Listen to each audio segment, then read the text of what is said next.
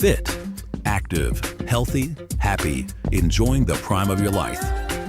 Looking out for your health and wellness, this is Health Talk with Fred Lowry from Lowry Drug in Statesville. Visit Fred at his store, conveniently located on Hartness Road in Statesville. Good afternoon. This is Fred Lowry, pharmacist and doctor of natural medicine for Health Talk. This episode was pre-recorded for September the 26th, 2025. We're here to explore all the facets of your health and keep you up to date and informed.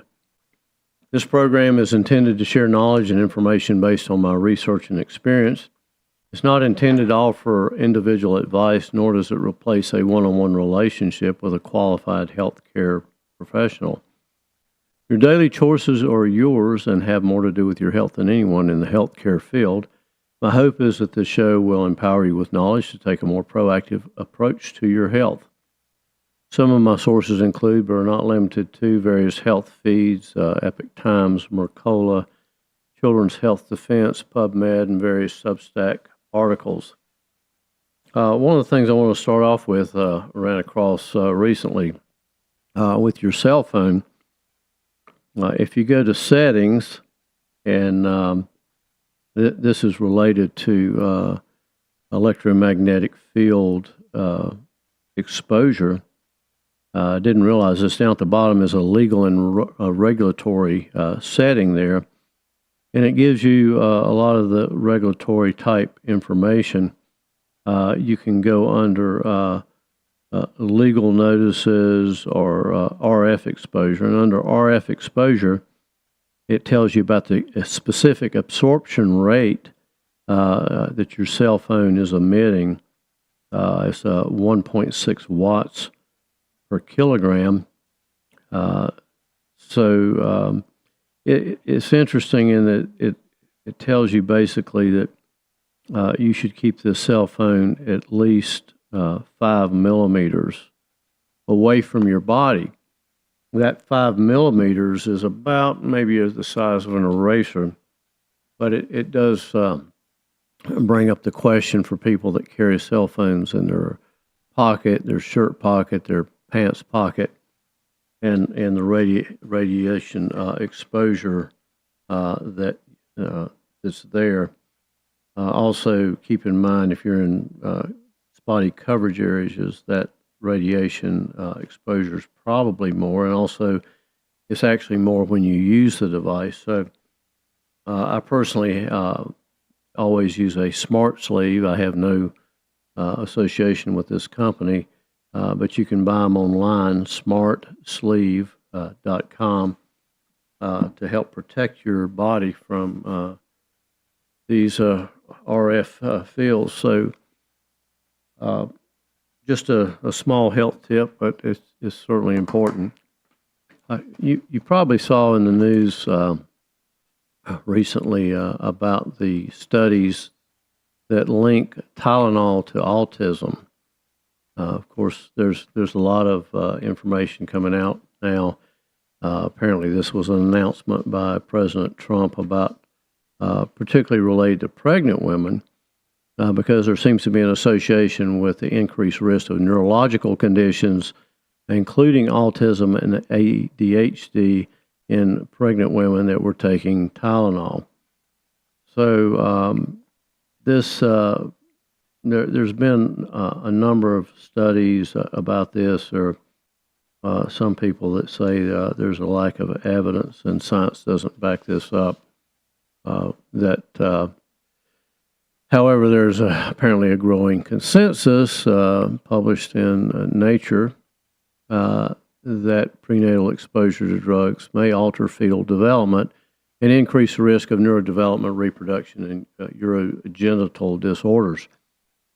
So nothing new here from the aspect of women that are pregnant avoiding drugs, cigarettes, alcohol, and should be injections, shots, because those are also have toxic components. However, that doesn't seem to be an issue, in that there's been a lot of recommendation related to that.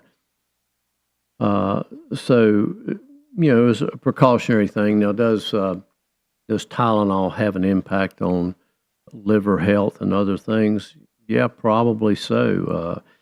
Even adults should not exceed 4,000 milligrams per day of Tylenol or acetaminophen.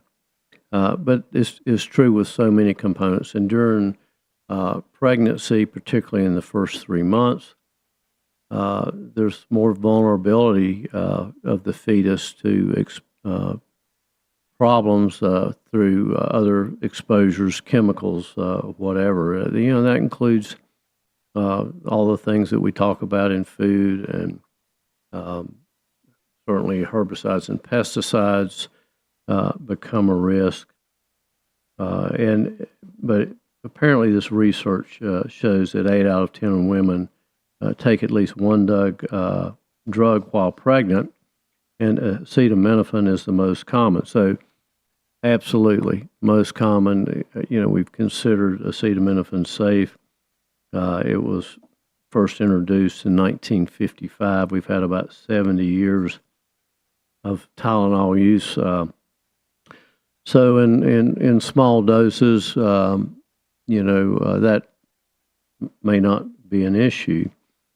But certainly over the years, Tylenol has been, or acetaminophen has been, the go-to pain reliever for women that are pregnant, and also infants, children, and so the thing about that is most of these women that end up with children that are autistic, probably did take Tylenol. Does that mean that's the cause of it?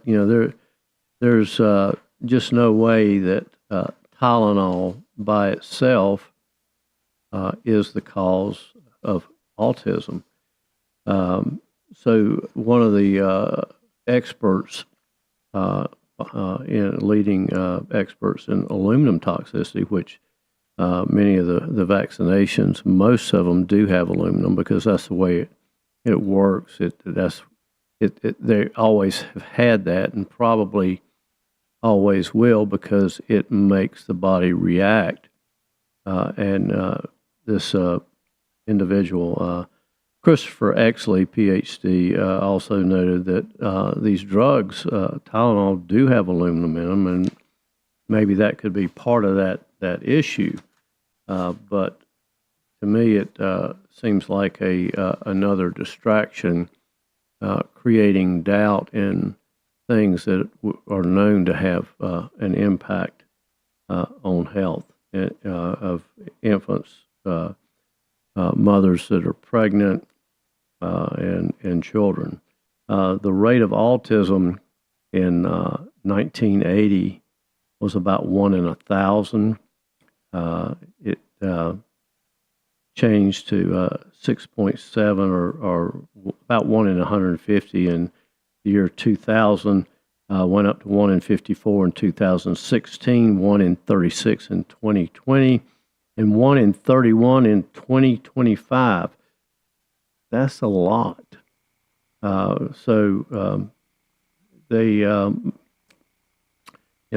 question is, how does that happen?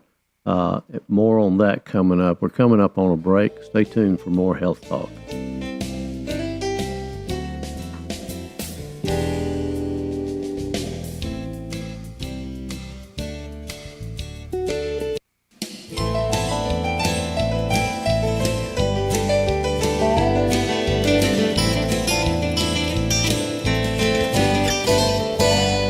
Welcome back to Health Talk. We were talking about Tylenol in the news and the rates of autism. It has been noted that the increase in diagnosis of autism is largely, this is a quote, largely attributed to the improved awareness, expanded diagnostic criteria in 1980, and broader definitions in diagnostic manuals. So, certainly as we expand the diagnosis criteria, which include probably other neurological type disorders. That certainly makes the numbers go up. Maybe they are starting to recognize that some of these things that seem to be perhaps minor before actually do fall in that category, which is a good thing. But of course, anyone that has been associated with children with this disorder knows it's fairly easy to recognize. So that part of it, we don't really have the numbers on that part of it. But keep in mind that neurological related things can be a very large spectrum. It could start with things related to smell and taste and hearing and texture. It could be tremors. It could be minor tics, and mild attention deficit, moving, up the scale to, severe attention deficit disorder with hyperactivity and dysregulation of emotions and, all kinds of things, all the way up to complete dysfunction. So it's a really big range of neurological type disorders. We've also seen that with the COVID shot, neurological type things, what has been described as brain stem related dysregulation, and so the brain stem, all the other nerves go through that area, and that can relate to a lot of things, including even minor anxiety. So there's a lot of things that have happened, and if you're out in the public, you certainly are able to observe a lot of the changes in people's stress levels, how they interact, how their memory function. There's just so many of these things that are out there, and this week it struck me as interesting that they now have these rage rooms, if you will, for people that can pay money and go break things. So only in America do we have such things that I'm aware of, where you can actually pay money and take a baseball bat and hit a car or break bottles or whatever. I don't know what that says about our society, but if we need something like that as an outlet, I would say things are a little bit out of balance. And is that modern society? Is it the drugs, the toxins, a lot of the shots? There's a lot going on here. Another study that came out September 18th was an assessment of cancers in children exposed to medical imaging. So almost 4 million children in this study of children and adolescents finds that 10% of the pediatric blood and bone marrow cancers may have stemmed from radiation exposure from diagnostic tools. So this was a study at UC San Francisco and UC Davis in California. It concluded that radiation from medical imaging is associated with a higher risk of blood cancers in children. The research from these children estimated that 1 in 10 of the blood cancers, some 3,000 cancers in all, may be attributed to radiation exposure from medical imaging. This was a study funded by the NIH and is the first comprehensive assessment of the association with radiation exposure with medical imaging and blood and bone cancers, such as leukemia and lymphoma, being the most common cancers in children and adults. So it is particularly interesting. One of the concepts, obviously, is medical imaging may be able to save lives, but any type of radiation exposure, causes cancer. Ionized radiation does that. So regular X-rays. There's always the big question for me had been in the past when doing mammography, we're using radiation to detect, potential for cancer, tumors. But we're using a diagnostic tool that also causes what we're looking for. So somewhat counterintuitive.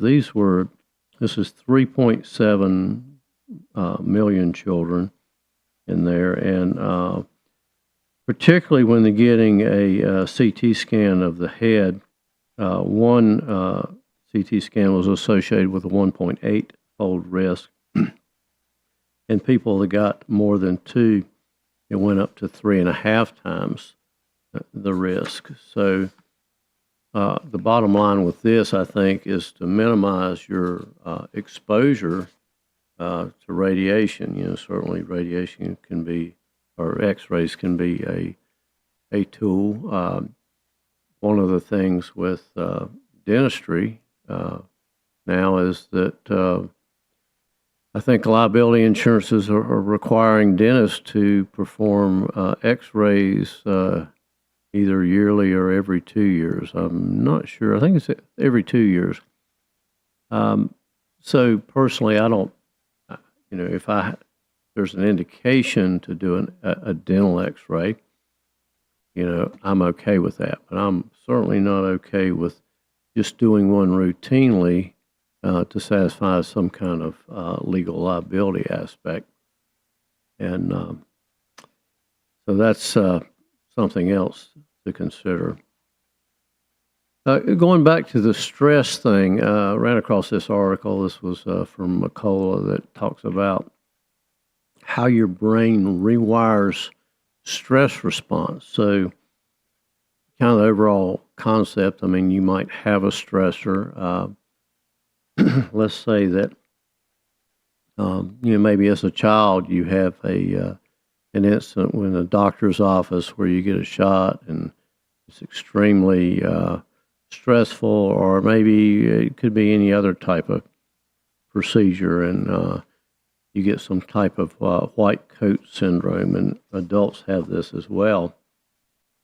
So basically what happens is you are anticipating a problem, you get stressed out, your blood pressure goes up. So for many people, taking their blood pressure in a doctor's office is always higher. Blood pressure automatically changes based on need, and certainly stress is one of those responses. But when you have an injury, on the surface, the injury may heal, but it can have deeper effects, and people sometimes have really a longer time recovering from the emotional aspects of stress, fear and pain. So this sensitivity, some people would just say, well, you just have to get over it. But apparently these things make real changes in the brain. So when trauma or injury primes your stress circuits, the body can start treating harmless cues as if they're dangerous. So an example of that would be a loud noise, and you jump. There are a lot of people out there. Your body's on high alert for many reasons. So one of those things, people under chronic stress, their adrenals sometimes maladapt, and that overreaction to someone that's unexpectedly, you turn and all of a sudden someone's right there, or there's a sound, can be an indicator of maladaptation of your adrenal hormone system. So basically it becomes your brain's inability to separate what's safe from what's unsafe. And apparently this is not the same for everyone. So some people get locked in a survival mode. I think certainly things that happen in childhood have a huge impact on an individual in their adult life. Keep in mind you are the culmination of basically everything that's happened since conception. So, if your mom is stressed out, then you're stressed out. You feel all those hormones and all those emotions. Those are chemical type entities. So all the hormones, the neurotransmitters, the stress hormones. The fetus, I believe, can experience that. Also, the sounds that are in the environment. Is it a safe environment? Is it a pleasant place to be, or is it someplace that's under constant stress? Stay tuned for more.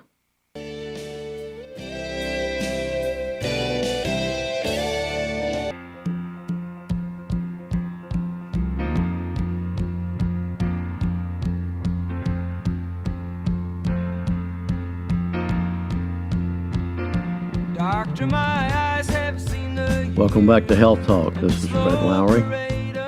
Lowry Drug on Harkness Road in Statesville was established in 1959. We're a traditional family pharmacy with a state-of-the-art compounding laboratory. We offer a full line of medical equipment, supplies including CPAP, scooters, lift chairs, and oxygen. We also have a full line of supplements, nutritionals, herbs, essential oils, homeopathics, and more. Come see us. We are talking about how stress may change the way your brain adapts and reacts.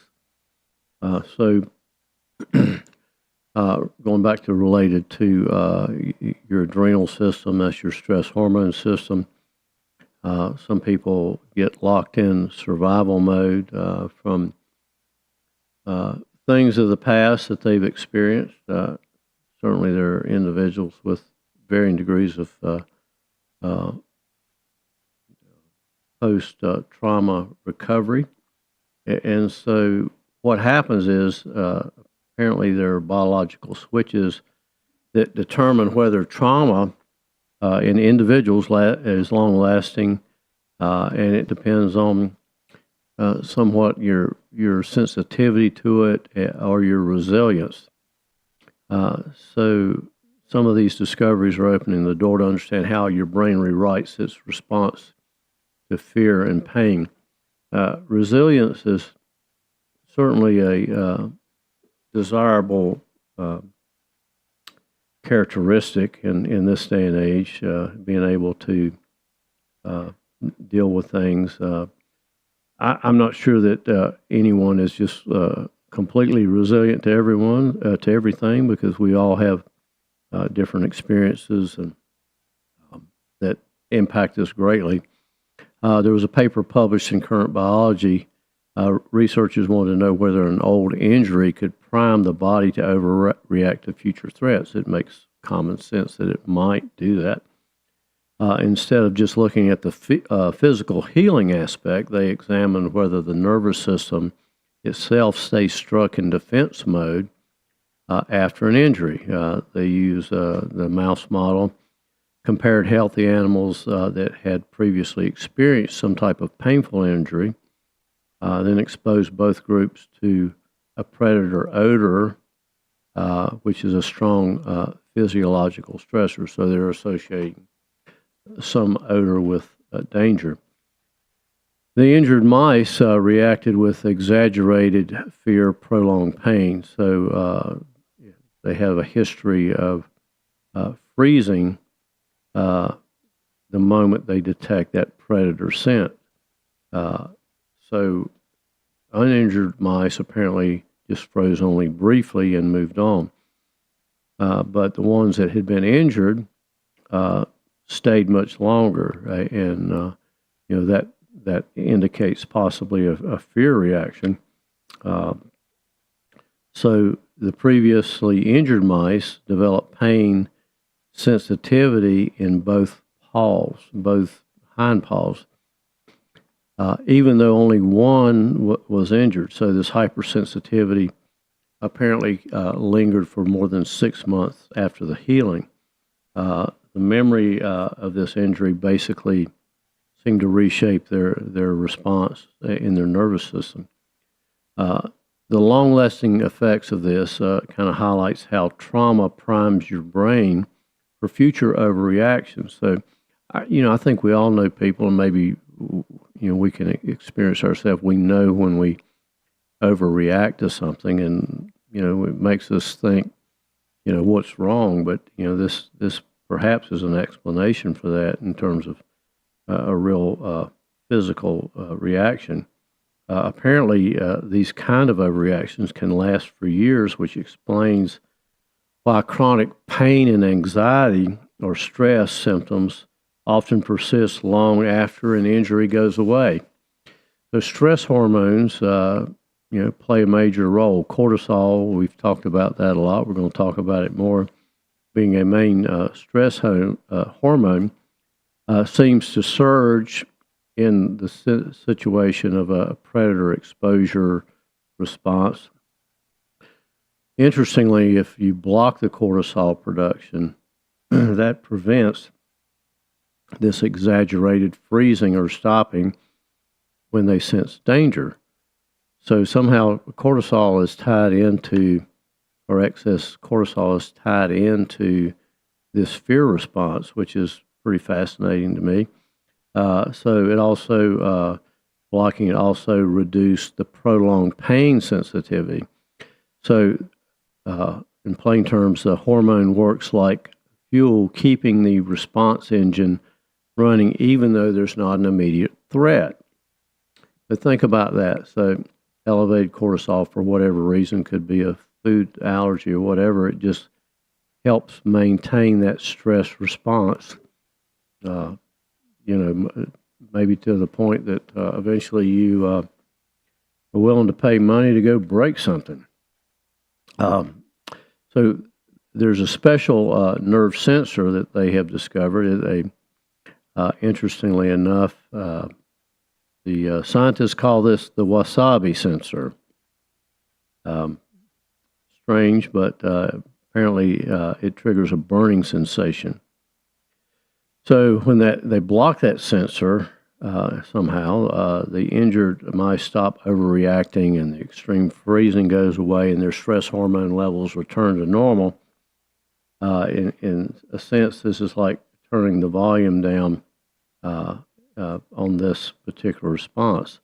So fear and pain apparently are controlled by different mechanisms. Blocking this wasabi sensor seemed to stop the exaggerated fear response, but did not relieve the long-term pain sensitivity. This distinction between fear and pain, though closely related, follow separate biological pathways. So, I think anticipation of something happening can certainly trigger a real response, physiological response that can be very impactful. Overall, the research shows that old injuries prime your stress system by rewiring how hormones and nerve sensors interact. So instead of resetting back to normal after the healing, the brain stays in a constant state of vigilance. So trauma definitely leaves changes in your brain. We talk about neuroplasticity and how the wiring might, if you will, changes in your brain. Certainly that happens from negative stimulus as well as positive stimulus. In a study published in Communications Biology, researchers investigated how trauma exposure changed the way people generalize fear, meaning how they react to safe situations, even though perhaps they are dangerous. So that's a flip. This was 62 trauma-exposed participants, 26 healthy controls. Among those exposed to trauma, some developed disorders like post-traumatic stress disorder, depression, and anxiety. Others showed no psychiatric issues. So, identifying, how does this resilience happen related to that? So, some trauma-exposed people had more difficulty learning how to separate a safe from an unsafe cue. Compared with healthy controls, they showed more discrimination learning, which means they overgeneralized fear to situations that weren't really dangerous. They treated harmless shapes during test tasks as a threat, and showing that trauma basically rewires how your brain judges the risk. The brain networks are tied to attention and decision-making behavior differently. When we come back, we're going to look at the two different networks that are involved in this in the brain. Stay tuned for more Health Talk. This is Fred Lowry. Tell me what is wrong, 'cause I'm wise to leave them all.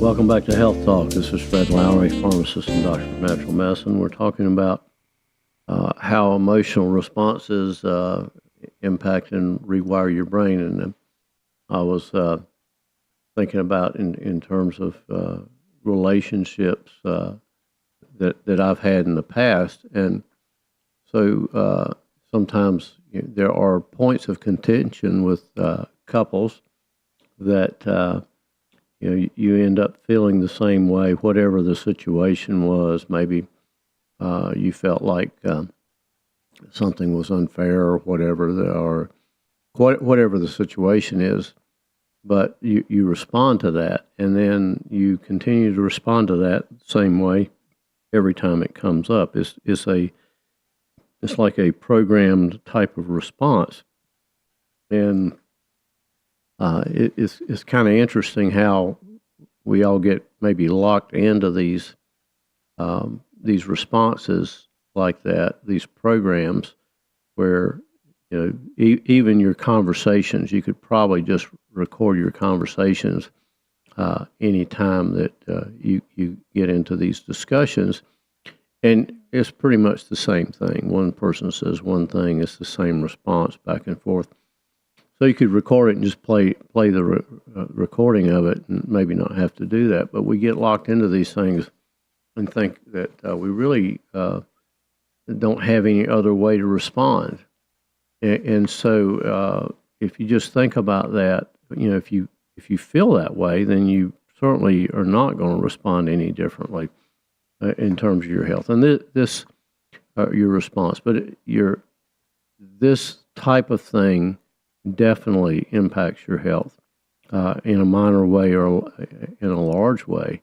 And so, particularly with people that have had tremendous trauma or ill events. So certainly moving through or having the opportunity to maybe think about the possibility that perhaps you can change something, and that requires doing something different.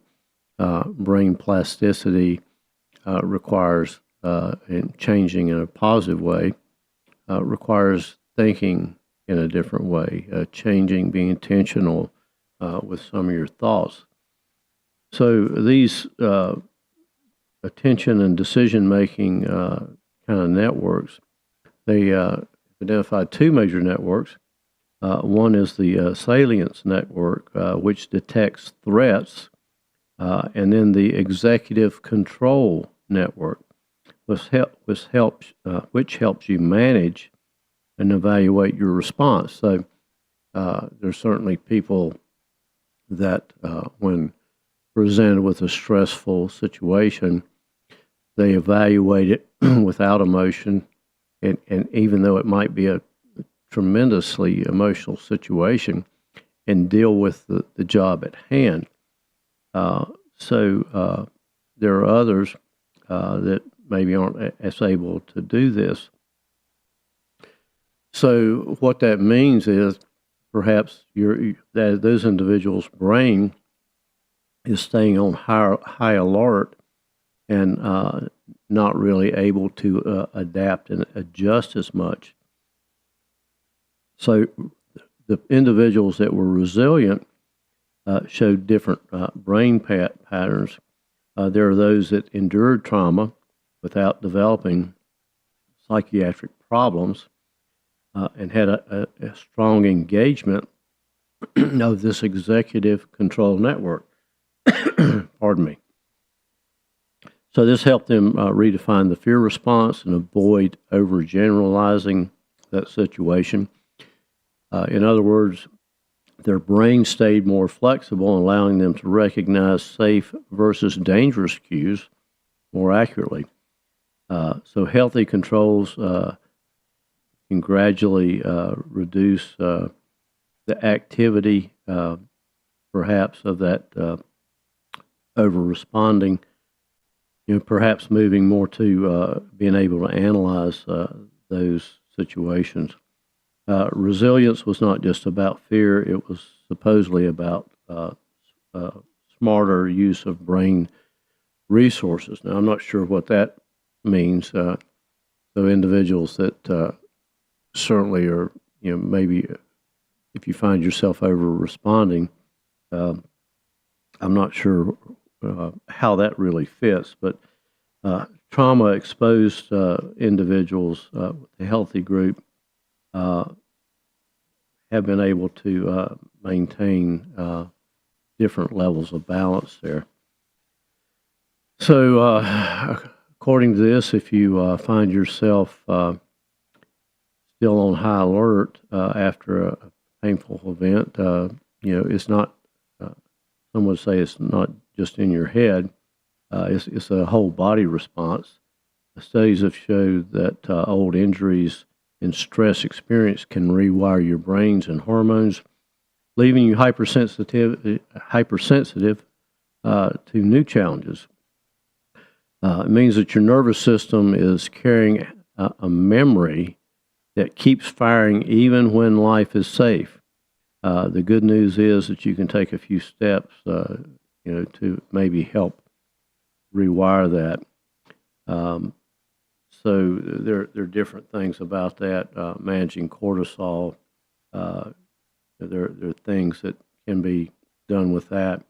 It is important to get healthy carbs because that does seem to help lower cortisol. Natural progesterone is important sometimes for women and sometimes for men too. Progesterone is a natural anti-cortisol hormone, and we've talked about this before. As women age, their ability to make progesterone gets diminished, and so I do think sometimes taking natural progesterone is a good way to help balance out those hormones. There are ways to retrain your brain to separate safe from unsafe cues. That may be something to explore with a therapist. Light is really important in terms of your circadian rhythm for looking at how your body responds to cortisol. So cortisol is basically built for emergencies, for a moment of danger. This world seems dangerous, and certainly is in many cases. But how we deal with that, so cortisol actually functions to help when blood sugar drops. Other things that it has a very good function in terms of circadian rhythm, but chronic stress definitely impacts how your body deals with things and creates all kinds of illness, diabetes, elevated blood sugar, all kinds of things. So, if people feel edgy, tired, wired, not able to go to sleep, they feel like their body's running on empty. while cortisol stays elevated, and the longer that goes on, the more hormone disruption happens. Your metabolism slows down. Your immune defense unravels. So, this is really about restoring the body's ability to reset, to get back to where you were. And we certainly live our life in a world that is on go, and we've separated ourselves from nature and all kinds of things that make us so that we don't really live our life in a way that's healthy, and this is all part of that. So there are some simple tools that may be helpful. Look into doing breath work. Sleep is important. Movement, not gentle exercises, activities are really important. The breathing work, I've mentioned this before. Yesterday I was extremely stressed because my computers weren't working in the business, and it was I'm when I get to work, I'm ready to work. I want those things to work properly, and it wasn't. And so I actually used this tool. I said, I'm getting out of balance here. So basically, you inhale for 4 seconds, hold your breath for 7 seconds, and exhale for 8 seconds, and do that a couple times. It basically changes the way your nervous system is wired, so to speak, at that particular moment. It slows things down. It helps you to get your balance back. It's really important. So there's a lot more that we could talk about this, but I think one of the bottom lines here is, when things get out of balance, your life in particular, it's just a matter of recognizing it and trying to get back, get out in nature, walk, improve your health. You recognize what it takes to be healthier. You can do that. It's the basics, the simple things that really have the most impact. But those are also the things that people are seemingly more reluctant to change, as if those things don't really matter. They do. Thank you for listening to Health Talk. This is Fred Lowry, pharmacist and doctor of natural medicine, Lowry Drug.